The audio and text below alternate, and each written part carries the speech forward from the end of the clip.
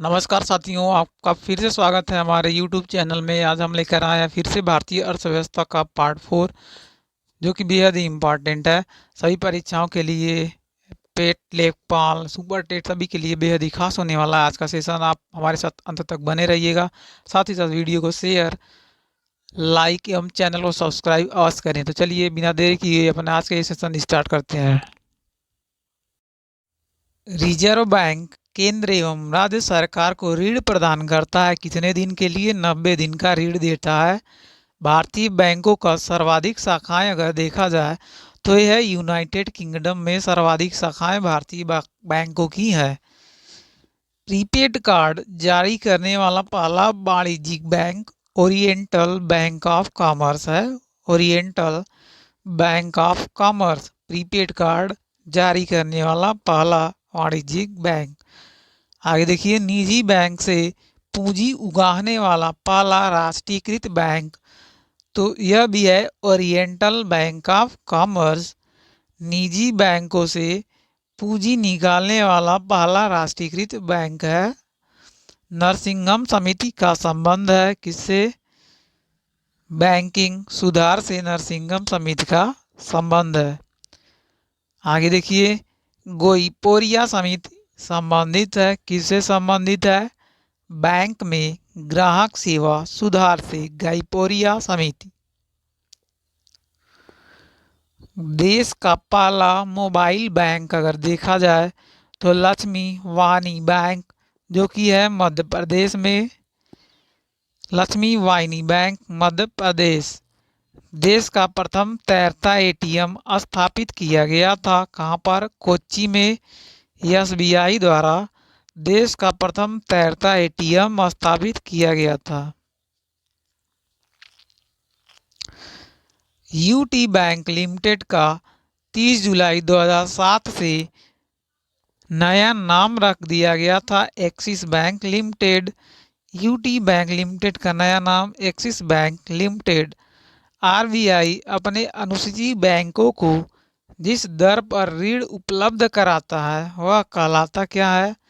Bank दर, यानी कि bank rate. आगे देखिए, बैंक आरबीआई द्वारा निर्धारित राशि को जब प्रतिभूति के रूप में अपने पास रखता है तो वह कहलाता क्या है? वैधानिक तरलता दर। वैधानिक तरलता दर यानी कि एसएलआर यह कहलाता है। अगला पॉइंट देखिए, बैंक आरबीआई द्वारा निर्धारित राशि को जब नगद के रूप में आरबीआई के पास जमा करे तो वह कहलाता है, क्या कहलाएगा? नगद आरक्षण अनुपात, यानी सीआरआर, नगद आरक्षण अनुपात। भारत में सहकारी बैंकों की शुरुआत हुई थी 1904 ईस्वी में हुई थी सहकारी बैंकों की शुरुआत। मौद्रिक नीति की घोषणा भारतीय रिजर्व बैंक द्वारा की जाती है। प्रति 6 माह के लिए की जाती है मौद्रिक नीति की घोषणा। भारतीय औद्योगिक विकास बैंक यानी कि आईडीबीआई की स्थापना की गई थी 1 फरवरी 1964 को। भारतीय औद्योगिक विकास बैंक आईडीबीआई की स्थापना की गई थी। मानसून का जुआ कहा जाता है भारतीय बजट को, हम बोलते हैं मानसून का जुआ। बजट पूर्व आर्थिक समीक्षा प्रस्तुत की जाती है। कहाँ पर की जाती है? केवल लोकसभा में। बजट पूर्व आर्थिक समीक्षा लोकसभा में प्रस्तुत की जाती है। घाटे का बजट कहलाता है जब सरकारी आय व्यय से कम होता है तो उसे हम घाटे का बजट कहते हैं। बाजार के नियम के प्रतिपादक थे जेबी से। जेबी से इन्होंने बाजार का नियम दिया था। सरकारिया आयोग का गठन किया गया था 1983 में संसद द्वारा। 1983 में संसद द्वारा, पार्लियामेंट द्वारा।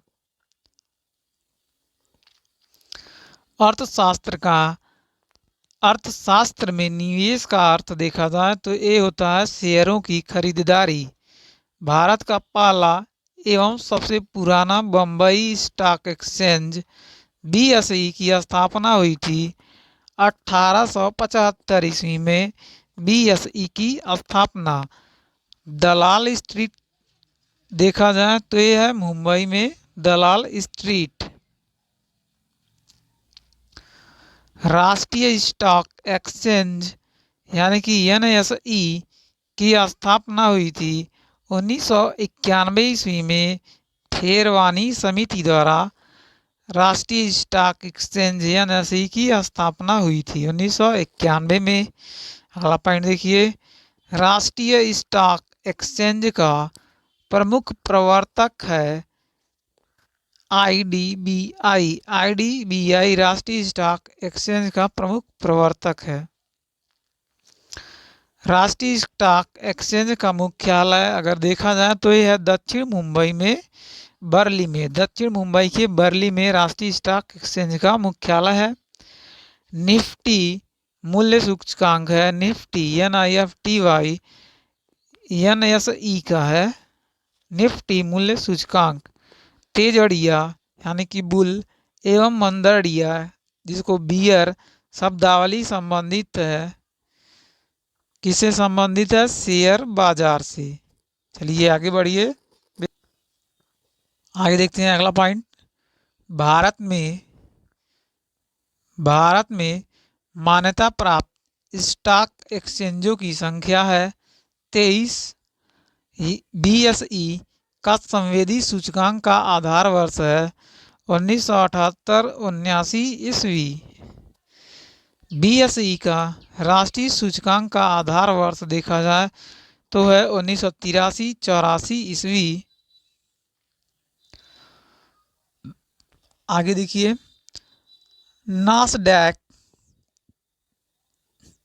नास्डैक है अमेरिका का शेयर बाजार। नास्डैक डो जोन्स शेयर सूचकांक है न्यूयॉर्क स्टॉक एक्सचेंज का डो जोन्स शेयर सूचकांक।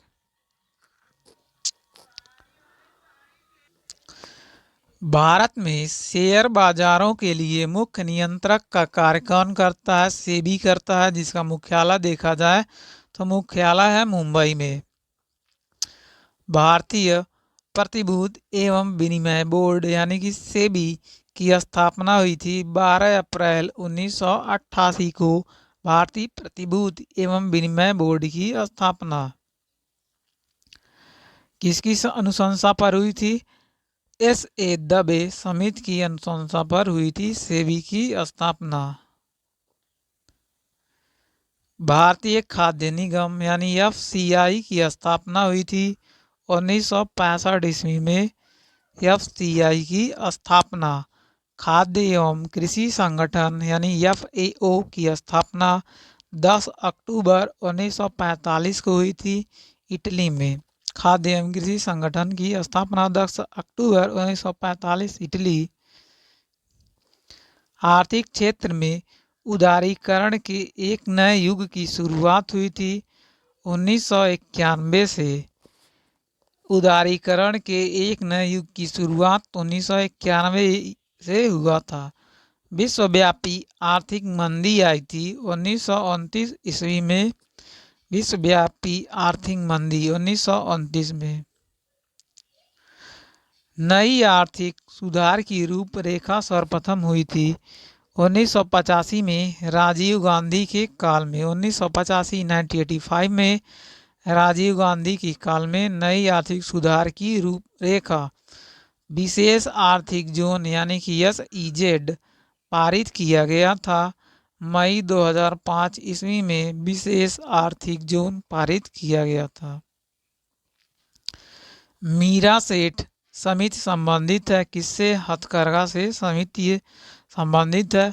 सत्यम समिति का संबंध है वस्त्र नीति से। सत्यम समिति। भारतीय लघु उद्योग विकास बैंक यानी कि SIDBI की स्थापना हुई थी अक्टूबर 1990 में। अक्टूबर 1990 में भारतीय लघु उद्योग विकास बैंक की स्थापना हुई थी। लघु उद्योगों में सुधार से संबंधित समिति है आबिद हुसैन समिति। आबिद हुसैन समिति लघु उद्योग से सुधार से संबंधित। स्वतंत्र भारत में प्रथम औद्योगिक नीति शुरू हुई थी 6 अप्रैल 1948 को। स्वतंत्र भारत में प्रथम औद्योगिक नीति। आगे देखिए, भारत का सबसे बड़ा उद्योग सूती वस्त्र उद्योग है। विश्व का सबसे बड़ा निर्यात उद्योग पर्यटन। भारत में सर्वप्रथम लौह इस्पात कारखाना स्थापित हुआ था 1907 ईस्वी में सांकची जमशेदपुर। देश में महारत्न तथा नवरत्न दर्जा प्राप्त हुआ। कंपनियों की संख्या अगर देखा जाए 8 तथा 16।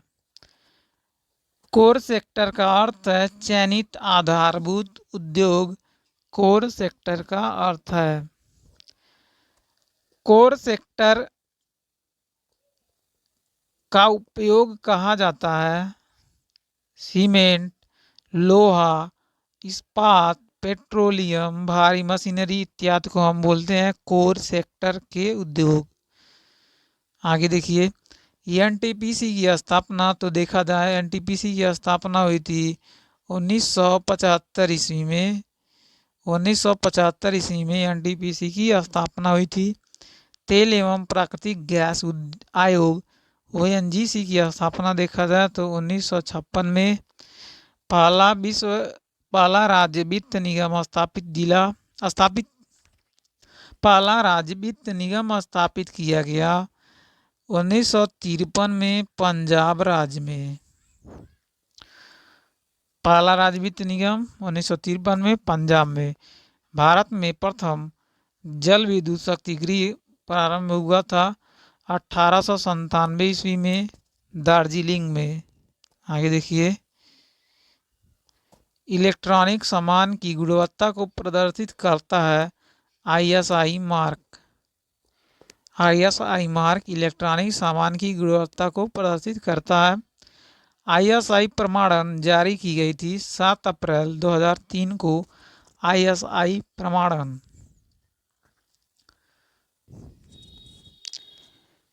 हॉलमार्क संबंधित है स्वर्ण आभूषण से हॉलमार्क का संबंध है। हॉलमार्क योजना प्रारंभ की गई थी 12 अप्रैल सन 2002 से। इको मार्क प्रदान किया जाता है ऐसे उत्पाद पर जो पर्यावरण को हानि नहीं पहुंचाता है उस उत्पाद को ऐसे उत्पाद को हम बोलते हैं इको मार्क सर्टिफाइड। सर्वप्रथम इको मार्क निर्धारित किए गए थे साबुन एवं डिटर्जेंट के लिए। इको मार्क साबुन और डिटर्जेंट। क्राइसिल का पूर्ण रूप है credit rating agency. CRISIL credit rating agency. अगला देखिए, भारतीय मानक ब्यूरो यानी कि आईएसओ अस्तित्व में कब आया था 6 जनवरी 1947 को और इसका मुख्यालय था दिल्ली। भारतीय मानक ब्यूरो का मुख्यालय है दिल्ली में। अगला देखिए, शीतल पेय सॉस आदि के प्रमाणन के लिए प्रयुक्त चिन्ह है एफपीओ। शीतल पेय के लिए प्रमाणन के लिए चिन्ह है एफपीओ। आगे देखिए, श्वेत वस्तुएं के अंतर्गत शामिल हैं फ्रिज, जनरेटर, वॉशिंग मशीन आदि बिजली की वस्तुएं श्वेत वस्तुएं कहलाती हैं। आगे देखिए, भारत में कर्मचारी राज्य बीमा योजना प्रारंभ किया गया था 1952 ईस्वी में। कर्मचारी राज्य बीमा योजना। राष्ट्रीय ग्रामीण विकास संस्थान देखा जाए तो यह हैदराबाद में स्थापना हुआ था 1977 ईस्वी में। भारत का सबसे बड़ा नियोक्ता है रेलवे। केंद्रीय वन आयोग की स्थापना हुई थी 1965 ईस्वी में। केंद्रीय वन आयोग। वन अनुसंधान संस्थान की स्थापना देखा जाए तो 1906 ईस्वी में हुई थी। और देहरादून में इसकी यह संस्थान स्थित है। वन अनुसंधान संस्थान, वन अनुसंधान संस्थान। मिर्धा समिति संबंधित है किससे है? सहकारिता आंदोलन से। मिर्धा समिति विश्व में सर्वाधिक सहकारी संस्थाएं हैं, तो भारत में है सर्वाधिक सहकारी संस्थाएं। ऊर्जा संकट भारत में सबसे पहले कब महसूस किया गया था? 1973 में ऊर्जा संकट महसूस किया गया था। कृषि वस्तुओं की गुणवत्ता को प्रदर्शित करता है एक मार्क। केंद्रीय एगमार्क प्रयोगशाला देखा जाए तो यह नागपुर में है। कृषि वस्तुओं को गुणवत्ता देता है एगमार्क। आगे देखते हैं। भारत में पेटेंट अधिनियम सर्वप्रथम पारित हुआ था 1970 में। ट्रेडमार्क अधिनियम प्रभावित है 15 सितंबर 2003 से। ट्रेडमार्क अधिनियम। सेल यानी कि SAIL की स्थापना हुई थी 1974 में। सफ़ेद सोना कहते हैं कपास को, कहते हैं सफ़ेद सोना।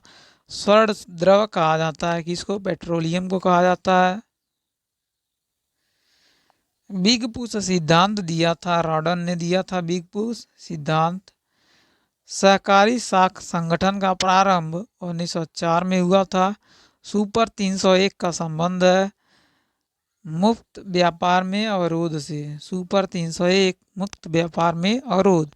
भारत का विदेशी व्यापार सर्वाधिक होता है संयुक्त राज्य अमेरिका से होता है सबसे अधिक व्यापार। भारत में विदेशी निवेश करने वाला प्रथम देश है मॉरीशस। ज्ञान प्रकाश समिति का संबंध था चीनी घोटाले से। ज्ञान प्रकाश समिति। आगे देखिए। सुंदर राजन समिति। सुंदर राजन समिति संबंधित है किससे? पेट्रोलियम से इसका संबंध है सुंदर राजन समिति का। भगवती समिति संबंधित है बेरोजगारी से। और हजारी समिति का संबंध देखा जाए तो यह औद्योगिक नीति से। ये था हमारा आज का आखिरी पॉइंट। आपको ये सेशन कैसा लगा हमें कमेंट जरूर करें। साथ ही साथ वीडियो को लाइक शेयर तथा चैनल को सब्सक्राइब अवश्य करें। धन्यवाद।